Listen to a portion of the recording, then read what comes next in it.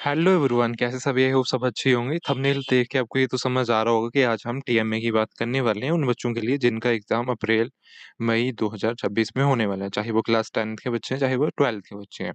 तो सबसे पहले हम बात कर लेते हैं कि आपको टीएमए सबमिट करना कंपलसरी है। टीएमए के आपको 20% जो वेटेज रहता है थ्योरी एग्जाम को, वो आपको टीएमए में इंक्लूड किया जाता है स्ट्रीम 1 के बच्चों का। ठीक है, सभी स्ट्रीम को टीएमए सबमिट नहीं करना होता। जिन बच्चों के पास स्ट्रीम 1, ब्लॉक 1 या ब्लॉक 2 रहने वाला है उनको टीएमए सबमिट करना होता है, चाहे वो क्लास 10 के बच्चे हो चाहे वो 12th के बच्चे हो। ठीक है, तो सबसे पहले आपको टीएमए बनाने के लिए क्वेश्चन पेपर कहाँ से मिलेगा, उसके लिए आपको आना होगा NUS.ac.in, एनयूएस की ऑफिशियल वेबसाइट में।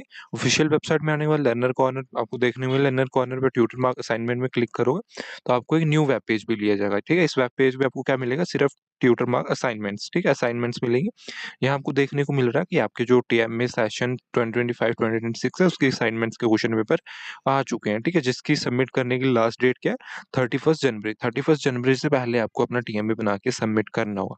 ठीक है, टीएमए बनाना कैसे है, कैसे लिखना है, किस पे लिखना है, वो भी बात हम करने वाले हैं, तो वीडियो को अंत तक जरूर देखना। ठीक है, जो उसके मार्क्स है वो आपको 15 फरवरी तक मिल जाएंगे। अगर 15 फरवरी तक आपको नहीं मिल पाते हैं, डिले होता है, तो जो आपका फाइनल रिजल्ट है उसमें आपके कन्फर्म टीएमए मार्क्स मिल जाएंगे। ठीक है, ये बात कर रहा हूँ मैं अप्रैल मई 2026 की। ठीक है, अगर 2026 अक्टूबर नवंबर की बात करें तो उनका टीएमए सबमिट होगा 31 जुलाई लास्ट डेट होगी और 15 अगस्त तक मार्क्स मिल जाएंगे।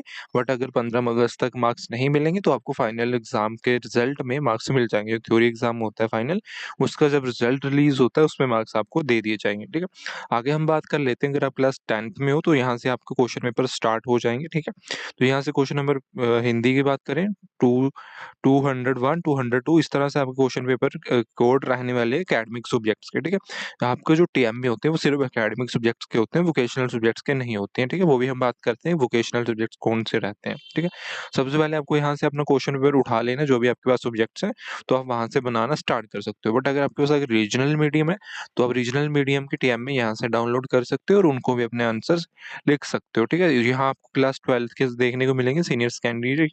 ठीक है, यहाँ से आप 301 से आपको कोर्स स्टार्ट होने वाले और ये आपके आपके एकेडमिक सब्जेक्ट्स के कोड रहने वाले हैं। वहीं आपके पास अगर क्या कहते हैं रीजनल मीडियम है तो आप रीजनल मीडियम में अपने टीएम में बना सकते हो। ठीक है, अभी टीएम बनाना कैसे है वो हम बात कर लेते हैं। सबसे पहले आपको अपना क्वेश्चन पेपर देख लेना है।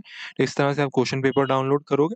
ठीक है, क्वेश्चन पेपर को डाउनलोड करने के बाद आपको देखने को सबसे पहले नोट मिलेगा, ऑल क्वेश्चन आर कंपलसरी। यहाँ आपको सारे क्वेश्चन करना कंपलसरी है और हर क्वेश्चन के मार्क्स उसके आगे दिए गए हैं। ठीक है, तो क्वेश्चन के इंस्ट्रक्शंस आपको क्लियरफुली पढ़ने। जो आपका फ्रंट पेज होगा उसमें आपने अपना अपना नाम, enrolment number, study centre name, AI का मतलब स्टडी सेंटर नेम और सब्जेक्ट, और जो आपका फर्स्ट पेज होगा उस पे लिखना है आंसर शीट की। ठीक, और जो क्वेश्चन पेपर के मार्क्स रहने वाले 20 मार्क्स के रहने वाला है, इंग्लिश 12th का है। ठीक है, इसमें आपको करना है, क्वेश्चन नंबर 1 है, answer any one of the following question in about 40 to 60 word. जो इसमें आपने कोई भी एक पार्ट करना है उसका आंसर आपने 40 to 60 वर्ड में करना है। ठीक है, इसका अगर आपको आंसर देखना है तो इसका आंसर आपको लेसन नंबर 11 में मिल जाएगा। ठीक है, उसी के साथ में आप क्वेश्चन नंबर बी अगर करते हो तो इसका आंसर आपको 5th लेसन में मिलेगा। ठीक है, इस तरह से आप क्वेश्चन नंबर सेकंड भी सेम वर्ड्स में लिमिट में एक पार्ट करोगे और क्वेश्चन नंबर थर्ड भी एक पार्ट और सेम वर्ड लिमिट भी करोगे। वही आप क्वेश्चन नंबर 4th की बात करते हो उसकी वर्ड लिमिट बढ़ जाएगी, पार्ट आपको एक ही करना है। ठीक है,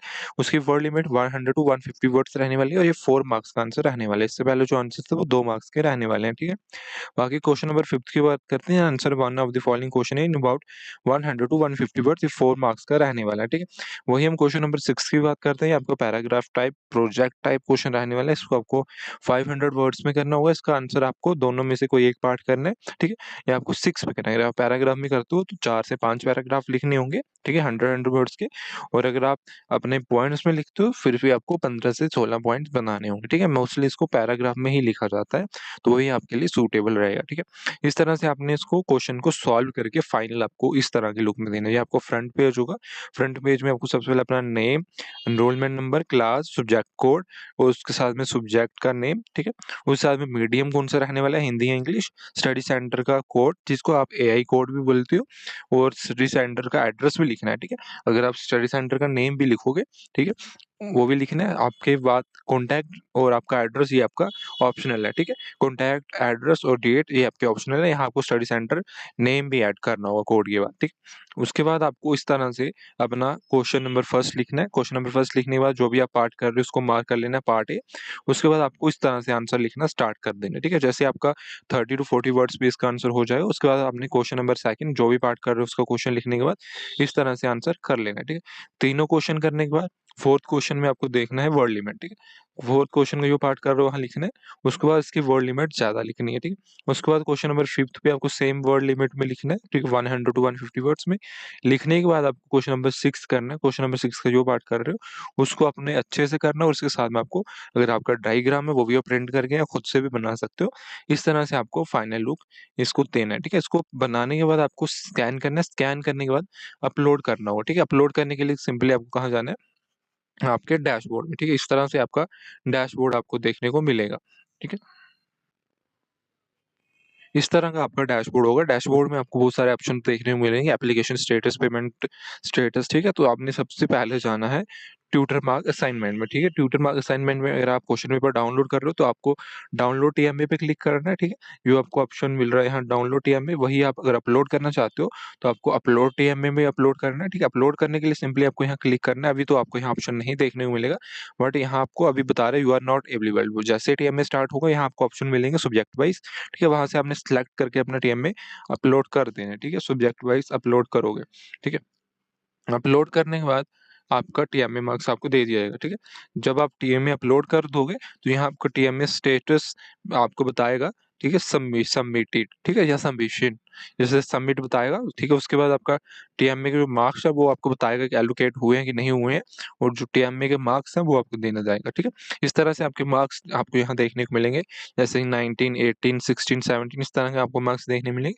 बाकी अगर आपका टीएमए व्यू करना चाहते हो अपने टीएमए कैसे बनाया, यहाँ से देख सकते हो। जो आपका ट्यूटर का फीडबैक रहेगा वो आपको यहाँ देखने को मिलेगा। जैसे यहाँ question number 4 is not correct, content was satisfactory, good, very good, इस तरह से आपको देखने मिलेगा। और जो मैं बात कर रहा था कि वोकेशनल सब्जेक्ट का आपको टीएमए नहीं बनाना है, उनका जैसे कि 300 अगर आप 12th में हो, 300 के अलावा कोई कोड है जैसे 632 या 731, तो उसका आपको टीएमए नहीं बनाना होगा। उसका ऑप्शन टीएमए सबमिट करने का या क्वेश्चन पेपर नहीं मिलेगा, ठीक है? ये बात ध्यान रखना।